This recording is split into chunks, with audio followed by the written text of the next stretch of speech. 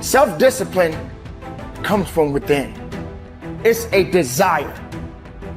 It's being able to understand that you got to get the work in and you got to be willing to go further and harder than you've ever gone in your life. Don't really want to get up and get out of bed. Yeah, I get up and get out of bed. I don't really want to work out. I work out. I really don't want to hammer on a project. I hammer on the project. Now, as an overall rule, I do not like procrastination. You need to get things done. Overcoming the old self allows us to become somebody else. And there is that period of transition. Call it the void where there's just not a lot happening. And you just got to be able to keep going and continuously get to the end of your belief where most people stop. Success is like a quiet daily set of tasks. Real small. Real small. It's very quiet. It's a very quiet process where you're just drawing your state from within yourself, doing these like simple little tasks, but finding love in those simple little tasks. It's not this big rah-rah speech where you do this one thing and something big happens. Look, when you start deciding that it's time to change, you may have to use 5, 4, 3, 2, 1, 5,000 times a day because you're pushing through self-doubt and you're pushing through procrastination and you're pushing through resignation and you're pushing through fear over and over and over and over and over and over and over again. Change the chapters in the book of your life if you want to. There's a book being written about you. You can decide, you and God, or you and whatever you believe, you're the author. You can turn the page. It might be year 2, 3, 4 before you get your big win, but you can decide now, I'm going to walk, talk, and be a different person. See, we don't have the courage, and that's what it takes, courage. It takes guts to do that which you know you need to do. If you don't have the courage to act, life many times will move on you and make you act. And the measure of a person's will is determined by what they are willing to do to ensure triumph over tragedy. The measure of a person's will is determined by what they are willing to do to ensure success over failure. The benefit of discipline in my eyes has always been that through discipline, I get things done. All you have to do is know where you're going, and the answers will come to you. Forget the past mistakes, forget the failures, forget everything except what you're going to do now and do it.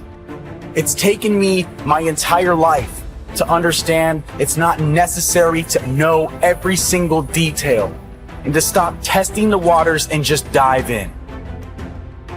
We want to believe that there are shortcuts to success. We want to believe we can take a drug or we can do something that'll make it quick and easy. But the truth is, it takes grit.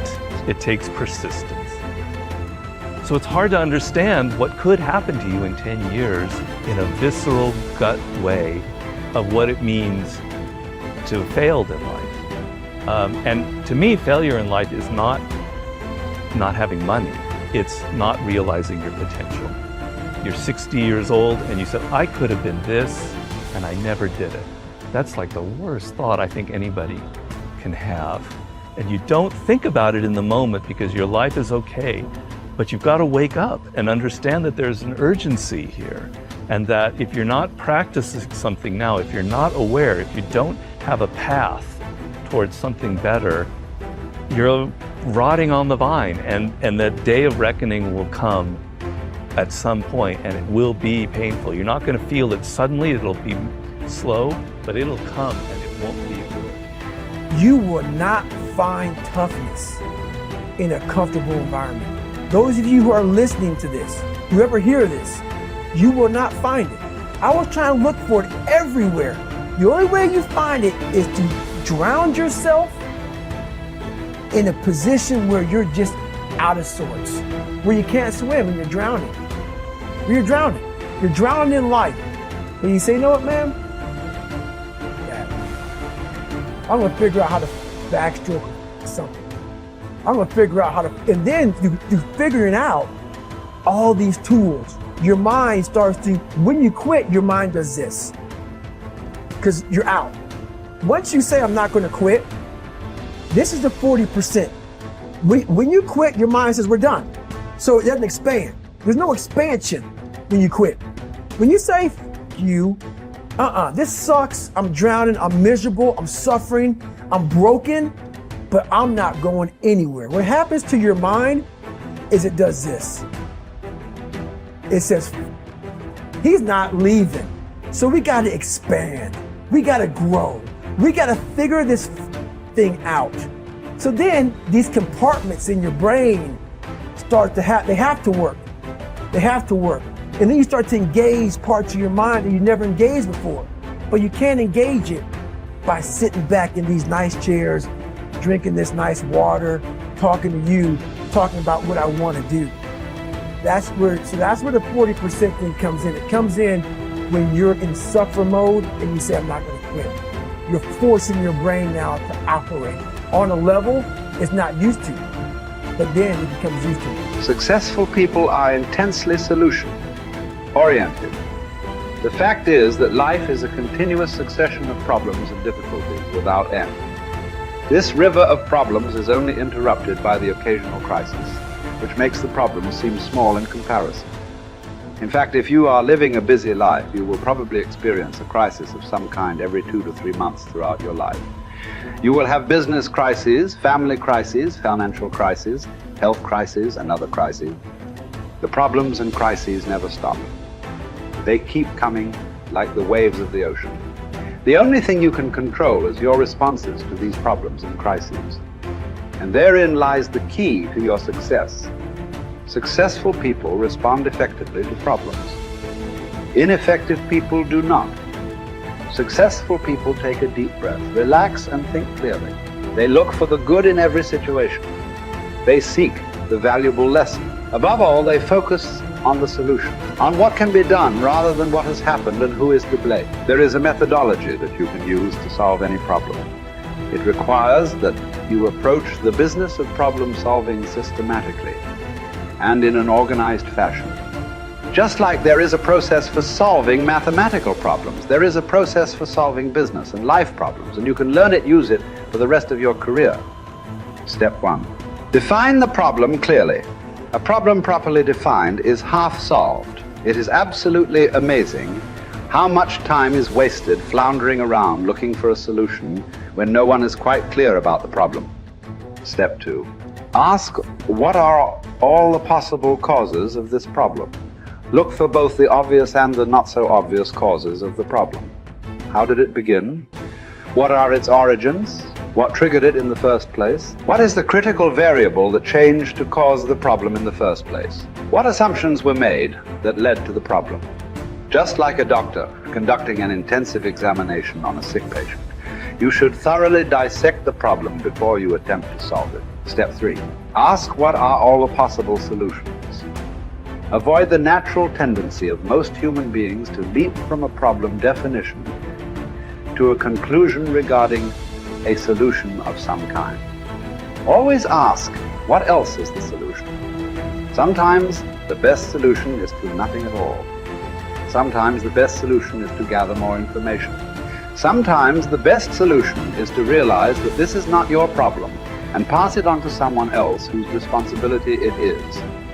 Step 4. Once you have identified several possible solutions, ask, what must this solution accomplish? The only way you can judge the attractiveness of a solution is to determine in advance what you want the solution to accomplish. You've heard it said that the operation was a success, but the patient died. It is very common for us to initiate a solution and implement it, but the problem is not only not solved, but it is worse than it was before we took action in the first place. Be sure that the solution you select will accomplish the purpose you had in mind when you started on the problem-solving exercise in the first place.